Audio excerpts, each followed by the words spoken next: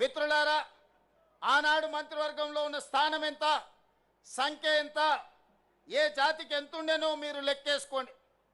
ఈనాడు ఈ దళితులకు గిరిజనులకు ఈరోజు మంత్రివర్గంలో ఉన్న లెక్కెంతనో మీరే లెక్కించి నాకు చెప్పండి.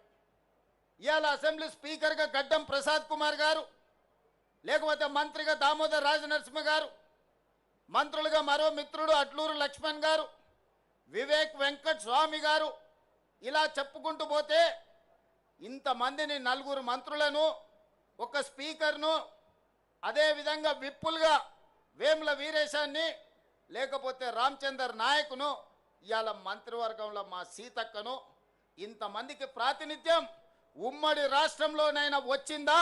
మీరు ఒక్కసారి ఆలోచన చెయ్యండి. ఇవాళ మిత్రులారా, బట్టి విక్రమార్క గారు మా మిత్రుడు, ఉప ముఖ్యమంత్రిగా సమర్థవంతంగా ఈనాడు పని చేస్తున్నాడు. సిఎల్పి లీడర్గా ఉంటే ఓర్వలేక హోదా తగ్గించి ఆయనను అవమానించే విధంగా అవమానకరంగా సిఎల్పి నాయకుడిగా తొలగించుకున్న చరిత్ర కళ్ళ ముందలనే ఉంది కదా. వారు బడ్జెట్ పెడితే ఆ బడ్జెట్ను అవమానించే విధంగా ఇవాళ మాట్లాడుతున్న వాళ్ళని చూస్తున్నాం కదా. అంటే ఒక దళిత బిడ్డ ఆర్థిక మంత్రిగా ఉండకూడదా? ఒక దళిత బిడ్డ వైద్య ఆరోగ్య శాఖ మంత్రిగా ఉండకూడదా? ఒక దళిత బిడ్డ విద్యుత్ శాఖ మంత్రిగా ఉండకూడదా? మీరు ఒకసారి ఆలోచన చేయండి. ఒక దళిత బిడ్డ స్పీకర్గా వేదిక మీద కూర్చోవద్దా? ఆయనను అధ్యక్ష అని పిలవాల్సి వస్తుందని కొంతమంది సభకే రావడం లేదంటే ఈ దళితుల పట్ల వాళ్ళకు ఉన్న గౌరవం ఏ పార్టీదో మీరు ఒక్కసారి ఆలోచన చెయ్యండి. అందుకే వాళ్ళను మోసం చేసిన ఏ జాతి అయితే అవమానానికి గురైందో ఆ జాతే సభాధ్యక్షుడు హోదాలో కూర్చుంటే ద్రోహం చేసిన వాడు మాట్లాడాలన్నా అధ్యక్ష నాకు మైక్ ఇవ్వాలి అని అడుక్కునే పరిస్థితి ఈరోజు తెలంగాణ రాష్ట్రంలో ప్రజా ప్రభుత్వం కల్పించిందన్న విషయం ఈరోజు మా మిత్రులకు గుర్తు చేయదలుచుకున్నా. చాలామంది మా పిల్లలు ఉన్నారు ఉస్మానియా యూనివర్సిటీ, 110 సంవత్సరాల చరిత్ర ఉన్న ఉస్మానియా యూనివర్సిటీకి ఏ ఒక్క రోజైనా మీ జాతి వాడు 110 ఏళ్లలో వైస్ ఛాన్సలర్ అయ్యిందా? మీరు ఒకసారి చెప్పండి. ఇవాళ ఉస్మానియా యూనివర్సిటీ వైస్ ఛాన్సలర్ ఎవరు? అంబేద్కర్ యూనివర్సిటీ వైస్ ఛాన్సలర్ ఎవరు? ఈరోజు ఎలక్షన్ కమిషన్కు ఎవరున్నారో మీరు ఒక్కసారి ఆలోచన చేయండి. ఈ విధంగా చెప్పుకుంటూ వెళ్తే పబ్లిక్ సర్వీస్ కమిషన్ కావచ్చు, జిల్లాల కలెక్టర్లు కావచ్చు, లేకపోతే ఎడ్యుకేషన్ డిపార్ట్మెంట్ ప్రిన్సిపల్ సెక్రటరీ కావచ్చు, ఇరిగేషన్ డిపార్ట్మెంట్ ప్రిన్సిపల్ సెక్రటరీలు కావచ్చు, ఇట్లా నేను అన్ని చదివి వినిపించగలను.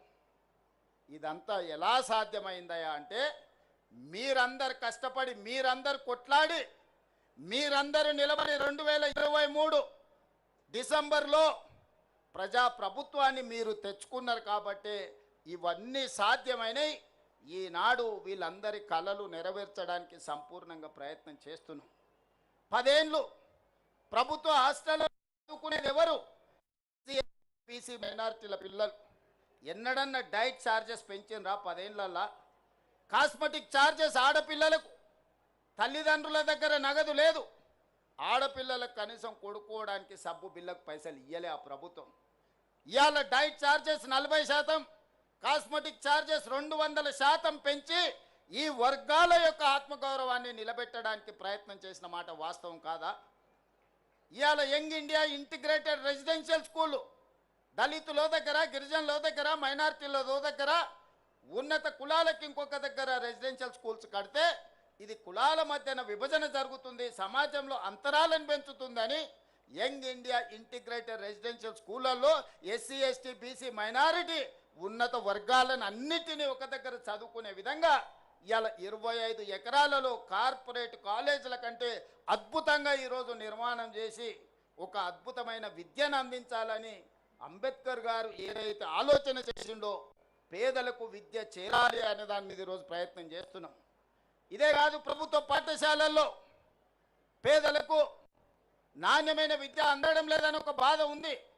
అందుకే ఈరోజు వాటి అన్నిటిని ప్రక్షాళన చేసి గతంలో లేని విధానాన్ని నర్సరీ, ఎల్కేజీ, యూకేజీతో పాటు 12th వరకు తెలంగాణ ఇంటిగ్రేటెడ్ స్కూళ్ళని ఈరోజు తెలంగాణ పబ్లిక్ స్కూళ్ళను తీసుకొచ్చి ఈ నిర్లక్ష్యానికి లోనైన సమాజానికి దూరంగా నివసిస్తున్న ఈ బిడ్డల్ని సమాజంలో భాగస్వాములను చేసి విద్యను అందించాలని ఇవాళ తెలంగాణ పబ్లిక్ స్కూల్ విధానాన్ని తీసుకొచ్చినాము. అదే మన పిల్లల యొక్క భవిష్యత్తును మారుస్తుంది. రేపటి తెలంగాణ, రేపటి భారతదేశం యొక్క భవిష్యత్తు ఈ దళితులు, ఈ గిరిజనులు, ఈ ఆదివాసీలు, ఈ బలైన వర్గాల, ఈ మైనారిటీల పిల్లలే ఈ దేశం యొక్క భవిష్యత్తు, ఈ దేశం యొక్క సంపద అని ప్రజాపాలన గుర్తించింది. ప్రభుత్వ పరంగా అన్ని రకాలుగా మిమ్మల్ని ప్రోత్సహించడానికి ప్రయత్నం చేస్తున్నాం. ఈ ప్రయత్నాలన్నీ చేయడం వల్ల గత 10 సంవత్సరాలు జరిగిన పరిపాలనను, ఈ 2 సంవత్సరాలు జరిగిన పరిపాలన అంచనా వేసుకొని ప్రజలు మొన్న జరిగిన ఉప ఎన్నికలు కావచ్చు, మున్సిపల్ ఎన్నికలు కావచ్చు, లేకపోతే పంచాయతీ ఎన్నికల్లో కావచ్చు, ఈ పేదలు పట్టం కడితే చూసి ఓర్వలేక ఈరోజు కుట్రలు చేస్తున్నారు, తప్పుడు ప్రచారం చేస్తున్నారు. ఇవాళ 4.5 లక్షల ఇందిరమ్మ ఇండ్లు ఇచ్చినాం. నేను అడుగుతున్న వేదిక మీద ఉన్న నాయకుల నుంచి ఇక్కడ ఉన్న పేదవాళ్ళ వరకు ఈ 4.5 లక్షల ఇండ్లల్లో అత్యధిక శాతం దళితులకు, గిరిజనులకు వచ్చిన మాట వాస్తవం కదా? నియోజకవర్గాల వారిగా మీరు లెక్క తీయండి. ఆనాడు డబుల్ బెడ్రూమ్ ఇండ్లు అని చెప్పిండు, ఎంతమందికి వచ్చినాయో మీరే లెక్క చూసుకోండి. నేను చెప్పదలుచుకోలేదు, మీరే ఆలోచన చేయండి. ఈనాడు ఇందిరమ్మ ఇండ్లైనా, లేకపోతే ఈనాడు ప్రభుత్వం అమలు చేస్తున్న విద్యా విధానమైనా, అంతెందుకు మేము వచ్చిన తర్వాత 67,000 పైచీలకు ప్రభుత్వ ఉద్యోగాలు, group 1, group 2, group 3, group 4, police department, medical and health department, వివిధ శాఖలల్లో మేము 67,000 ఉద్యోగాలు మేము నియమించినాం. నేను అధికారికంగా ఈరోజు లెక్క చెప్తున్నా. 67,000 ఉద్యోగాలల్లో 87% ఎంత? 87% ఎస్సీ, ఎస్టీ, బీసీ మైనారిటీలకు ఉద్యోగాలు వచ్చినాయంటే 50,000 పైగా ఈరోజు ఈ వర్గాలకు ప్రభుత్వ ఉద్యోగాలు వచ్చినాయి. ఇంతకుముందే మా మిత్రుడు లక్ష్మణ్ చెప్పాడు, గ్రూప్ 1 రిజల్ట్లో మా పిల్లలకు చాలా ఉద్యోగాలు వచ్చినాయి. ఈరోజు రాజీవ్ గాంధీ సివిల్స్ కోసం ఈరోజు పరీక్షలు రాస్తున్న పిల్లలకు మనం ఆర్థిక సహాయాన్ని సింగరేణి నుంచి అందిస్తే ఈరోజు ఈ ఎస్సీ, ఎస్టీల పిల్లలు అత్యధికంగా ఐఏఎస్లలో ఈరోజు సెలెక్ట్ అయినరు. అందుకే మిత్రులారా, ఈరోజు ఈ విధంగా పరిపాలనను చక్కబెడుతూ గతంలో చేసిన అప్పులను, తప్పులను సరిదిద్దుకుంటూ